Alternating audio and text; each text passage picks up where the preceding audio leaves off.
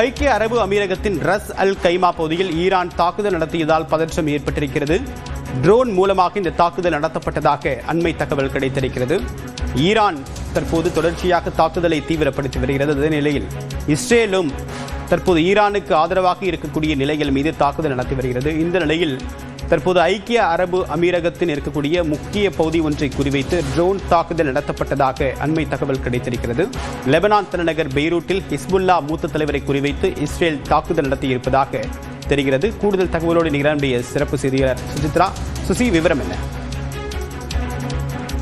பதற்றமான சூழல் என்பது தற்பொழுது மத்திய கிழக்கு நாடுகள் நீடித்து வரும் நிலையில் தற்பொழுது ஹெஸ்புல்லா மீதான குறிப்பாக லெபனானுடைய பகுதிகளிலும் கடுமையான ஒரு தாக்குதலை இன்று காலை முதலேயே ஈரான் ஆனது நடத்தி வந்தது. ஏவுகணை தாக்குதல்கள் என்ற அடிப்படையில் குறிப்பாக அங்கு இருக்கக்கூடிய ஹெஸ்புல்லாவினுடைய ஆயுத கிடங்குகள் மற்றும் அந்த தலைவர்கள் இருக்கக்கூடிய அந்த பகுதிகளில் தொடர்ச்சியான ஒரு தாக்குதல் என்பது அவர்கள் நடத்தி வந்த நிலையில்தான் தற்பொழுது அங்கு இருக்கக்கூடிய ஹெஸ்புல்லாவினுடைய மூத்த தலைவர்களை குறிவைத்து தாக்குதல் நடத்தப்பட்டு வருவதாக அதிகாரப்பூர்வ அறிவிப்புகளானது வெளியாக இருக்கின்றன. மிக முக்கியமாக ஏற்கனவே லெபனானுடைய மூத்த உயர் தலைவர் ஒருவரையும் ஹெஸ்புல்லாவுடைய மூத்த கமாண்டர் ஒருவரையும் இன்று காலை நடைபெற்ற அந்த ஒரு ஏவுகணை தாக்குதலில் கொல்லப்பட்டதாக அந்நாட்டினுடைய அமைச்சகம் அறிவித்த நிலையில் 31 பேர் அதிகாரப்பூர்வமாக இன்று காலை மட்டும் நடைபெற்ற அந்த தாக்குதலில் உயிரிழந்திருந்தார்கள். 149 பேருக்கும் அதிகமானோர் காயமடைந்து சிகிச்சை நடைபெற்று வருவதாகவும் சுகாதாரத்துறை அந்நாட்டினுடைய சுகாதாரத்துறை அறிவிப்பை வெளியிட்டிருந்தது. இந்த நிலையில்தான் தற்பொழுது மீண்டும் ஒரு தாக்குதலை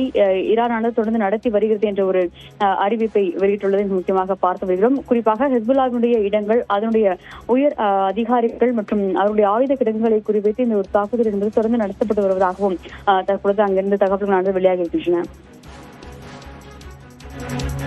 விரிவான தகவலுக்கு நன்றி சுசித்ரா.